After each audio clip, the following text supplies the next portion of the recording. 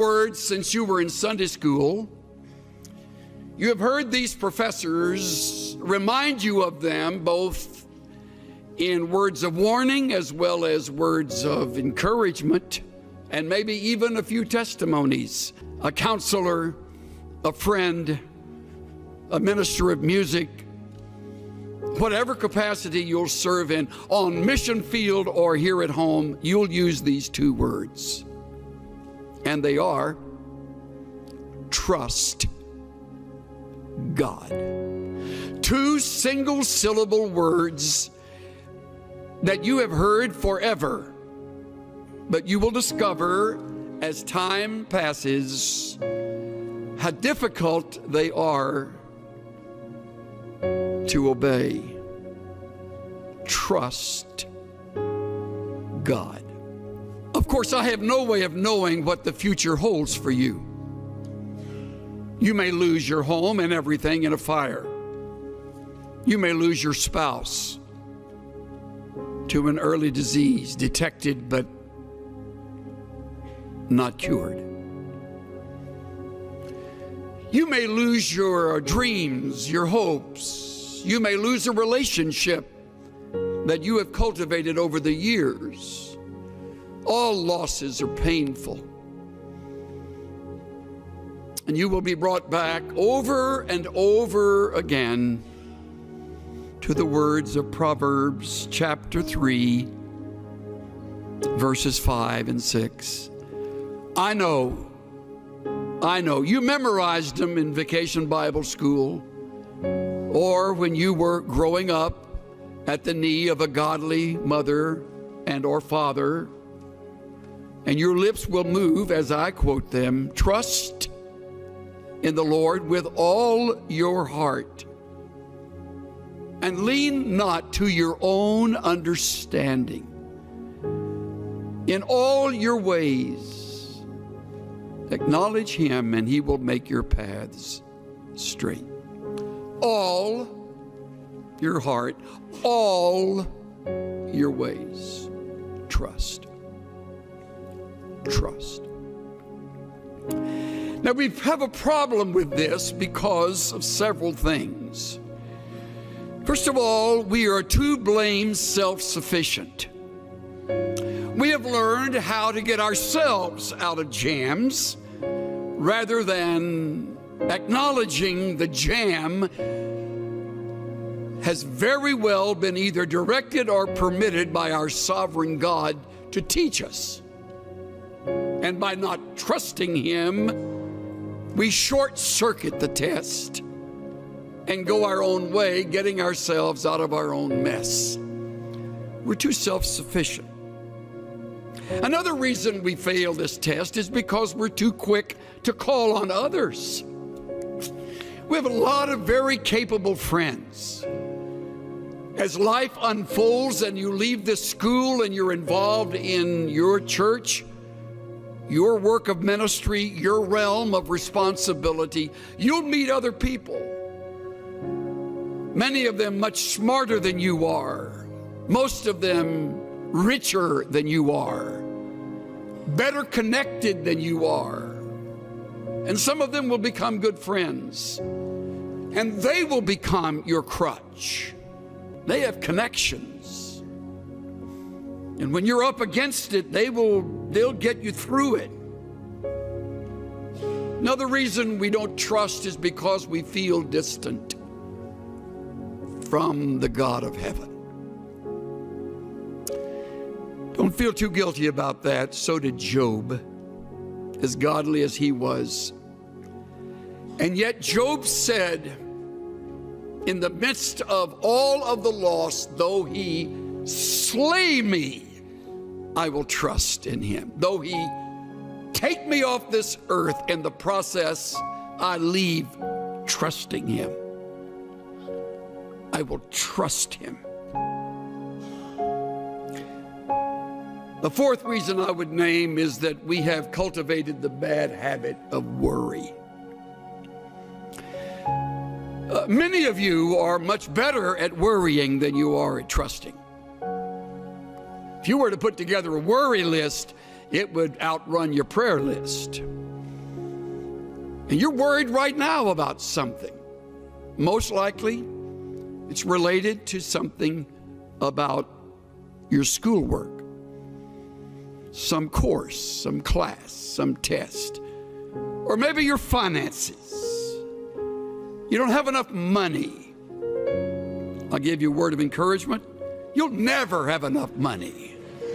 So you're worried now, you're getting good at it, so you can carry that with you when you graduate, because you won't have enough money then. So you're worried about that. And you do not trust God. See how practical it is? And if you think you're going to outgrow the problem, take it from this old guy today, you won't ever outgrow it. It's like lust. You never outgrow lust. You just learn to fake it. I remember attending a Navigator conference when Lawrence Sandy was president. We were at Glen Eyrie, and they had a returned missionary, I think an 87, 88-year-old gentleman who Lauren brought up to the platform, and he was a longtime navigator. And Lauren said, "Tell me, Dr. So-and-so, when did you conquer lust?" The old man said, "Well, Lauren, hasn't happened yet."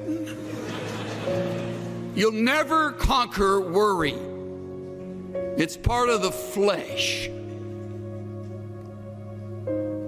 You want to, but the only way you will get through it so that you will learn from the test is to trust. To trust. To put the worry on hold, to set it aside, deliberately shoving it away and saying, "God, at this moment, I rest in you and you alone."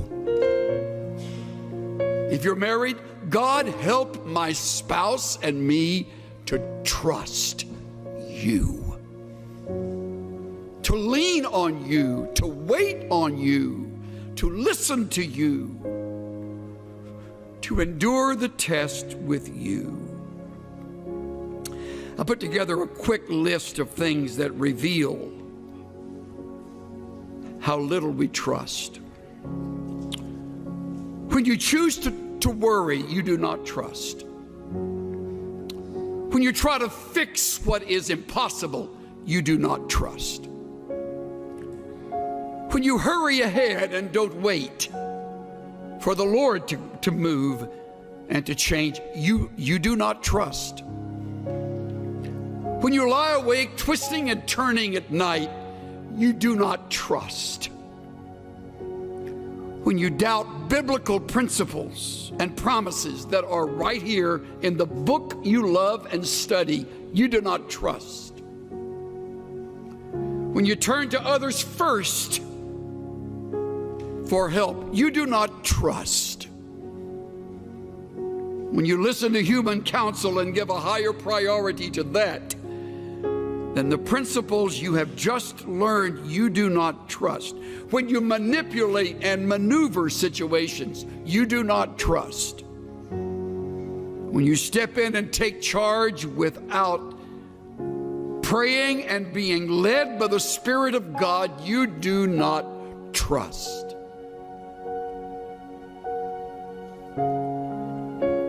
When you cling to others in order to feel secure and needed and loved, you do not trust. The list goes on and on. See how easy it is to live in the flesh, how easy it is to disobey. Trust in the Lord with all your heart. Wouldn't it be a great project over the Christmas season this year to think through ways that you can begin to trust God regardless? Hopefully it'll be a project that you and a good friend or you and your mate can enter together. What is it we do that keep us from trusting God? And how can we break that habit? and watch God break through in ways that we would never have expected. Cynthia and I have a longtime friend who was raised with 4 brothers in southwest Texas. They were raised on a very poor ranch. They eked out a living. One of the brothers wound up getting into Baylor, going on to UCLA Law School, and earning his degree in law, and has since become a very fine attorney in the Southern California area. We've been friends since the mid-1970s. One of his 4 brothers stayed at the ranch and developed it, cultivated it. The other brothers moved away, as did our friend. And the one who stayed, along with his wife, really turned the ranch into something much more successful. Grew crops that worked, got cattle, bred them, sold them. Little by little, kind of got on their feet and finally became pretty much financially stable. Then the fires of 2011 across Texas swept through their area. And they came to that ranch. By now they knew they would lose all the cattle. They simply opened the gate, and amazingly those animals know where to go, usually know where to go to find shelter and safety. And they fled, hundreds of them. And they barely left, unable to get anything, much of anything in their pickup, and they drove away.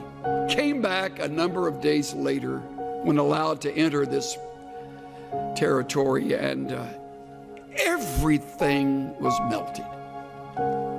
Everything. Even the metal roof on the shed, on the barn, had melted down and sort of peeled its way over, and what it landed on, it kind of was that metal profile. As everything is lost, all possessions, all pictures, thankfully no lives. Strangely, the cattle got back and were clustered around in a herd around an enormous oak tree, and they were able to get them back. Of course, the fence had burned, so that has to be rebuilt. And they said to one another, we realized at that moment